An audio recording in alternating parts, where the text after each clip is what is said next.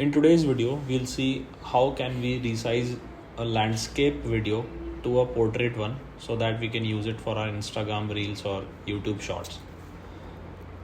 So example, I have this landscape video. It's a short one and I want to resize this into a portrait video so that I can use it for my Instagram reels or short form videos.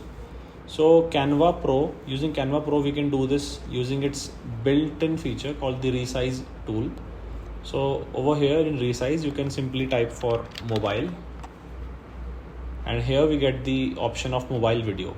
So we can select it and we can resize this design itself.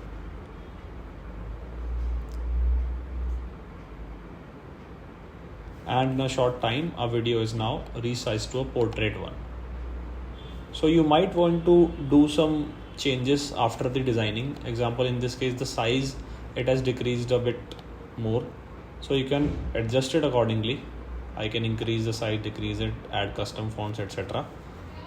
And we get the final video.